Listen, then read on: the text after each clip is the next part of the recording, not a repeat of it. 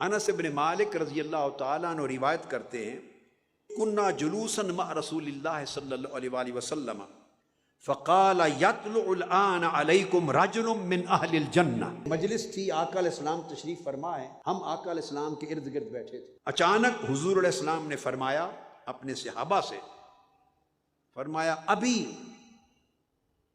تمہاری مجلس میں ایک ایسا شخص آنے والا ہے جو جنتی ہے۔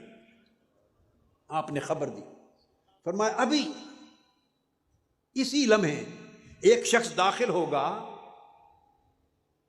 اور میں اس کی ضمانت دے کے کہہ رہا ہوں کہ وہ جنتی ہے، تیار ہو جاؤ ایک جنتی کو دیکھنے کے لیے۔ انس بن مالک رضی اللہ تعالیٰ عنہ فرماتے ہیں کہ ہم نے ایک بات سنی، ہر کسی کی نگاہ دروازے کی طرف لگ گئی۔ ایک شخص داخل ہوا، عجیب سادہ سا دیہاتی سا آدمی لگتا تھا، اس نے اپنے جوتے ہاتھ میں پکڑے ہوئے، جوتے ہاتھ میں پکڑے ہوئے اور مجلس مصطفیٰ میں اندر آ گیا۔ ہم سب اس کی طرف تکنے لگے۔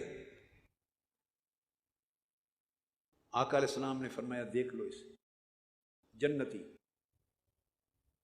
سب ورطہ حیرت میں۔ مجلس ختم ہو گئی، وہ شخص چلا گیا۔ اگلے دن پھر مجلس بپا ہوئی، آقا علیہ السلام نے پھر فرمایا ابھی ایک شخص تمہاری محفل میں آ رہا ہے اور جنتی ہے، تیار ہو جاؤ جنتی کو دیکھنے کے لیے۔ اب دیکھنے لگے کہ آج کون آتا ہے، دروازہ کھلا، وہی شخص پھر اندر آ گیا۔ سب تکتے رہ گئے، مجلس برخاست ہوئی۔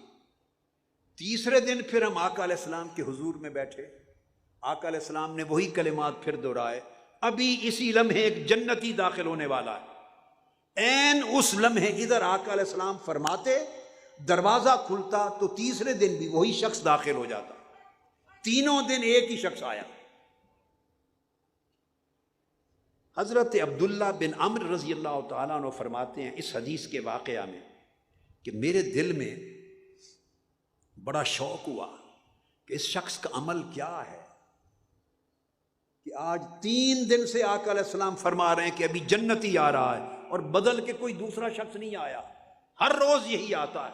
کوئی بڑا عمل ہوگا اس کا، کوئی بڑی عبادات ہوگی، بڑی ریاضت ہوگی، شب زندہ دار ہوگا، طاعت گزار ہوگا، کیا عالم ہوگا۔